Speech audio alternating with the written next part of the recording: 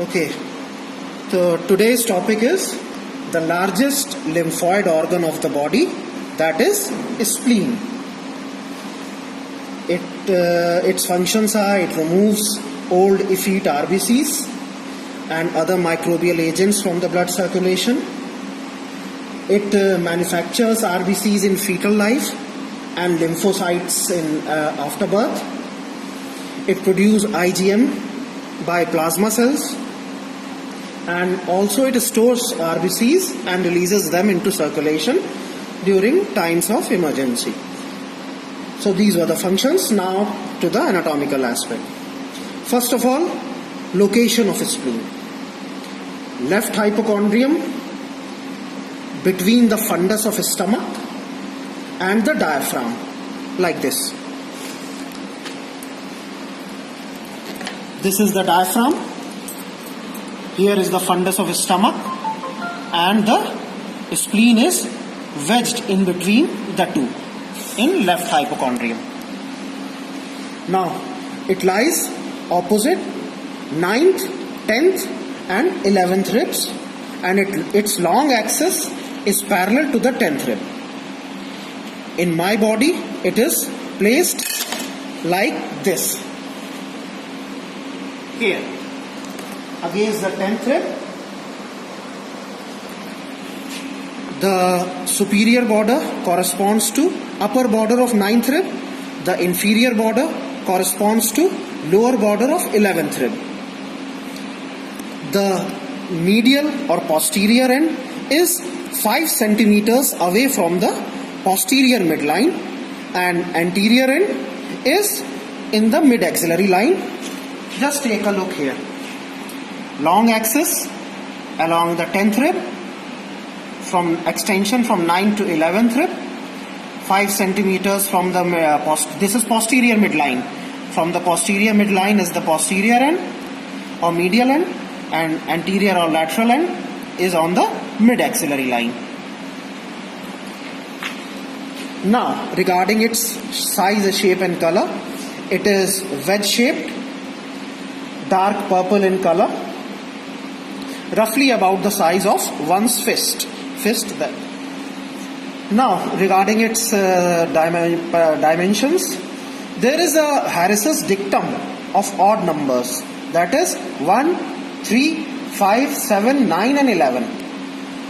1 inch, these are in inches. 1 inch is the thickness of the spleen. 3 inches is the breadth, 5 inches is the length, and 7 is the 7 ounces in weight. 7 ounces is equal to round about 200 grams, and 11 is 9 to 11 is the extent, that is ribs. Now its external features. Now regarding external features, there are 2 ends, 3 borders and 2 surfaces. This is the anterior end, which is broad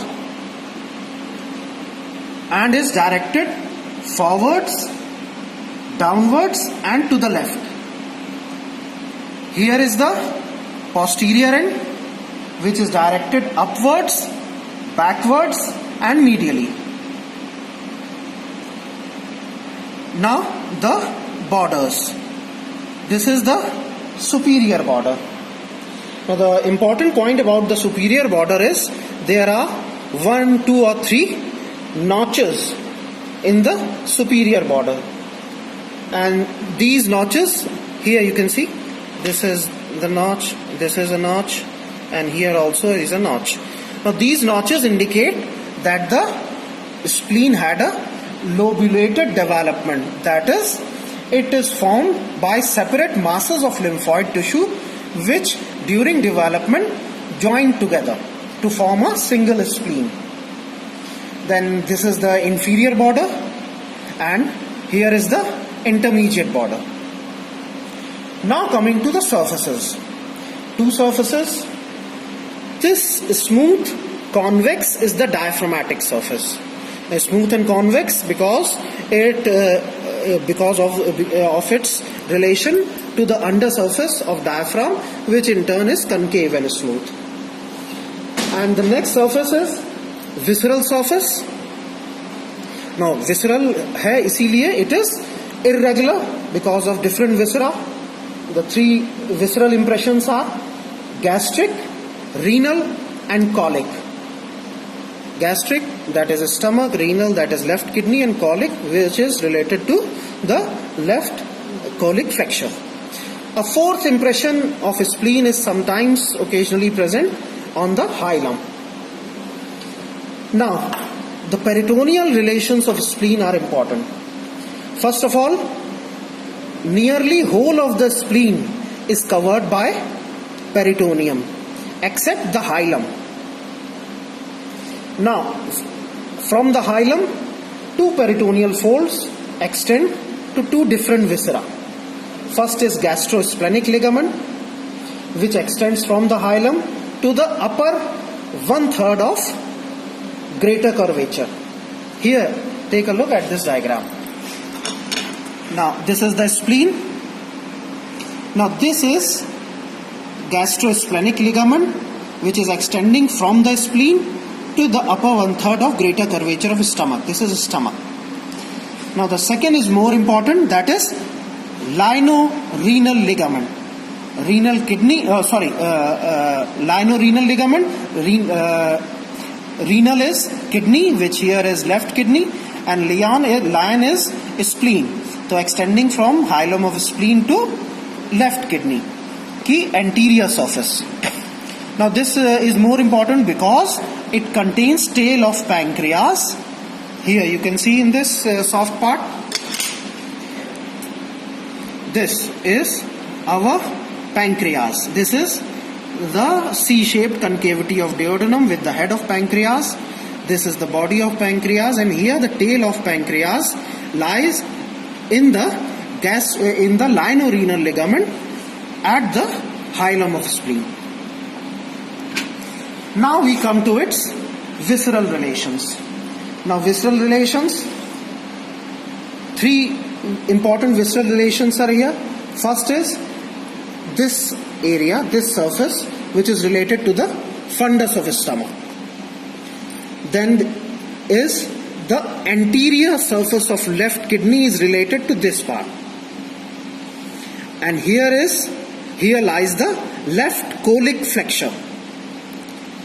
Now the tail of pancreas can sometimes reach up to the hilum of the spleen, and it can be marked here.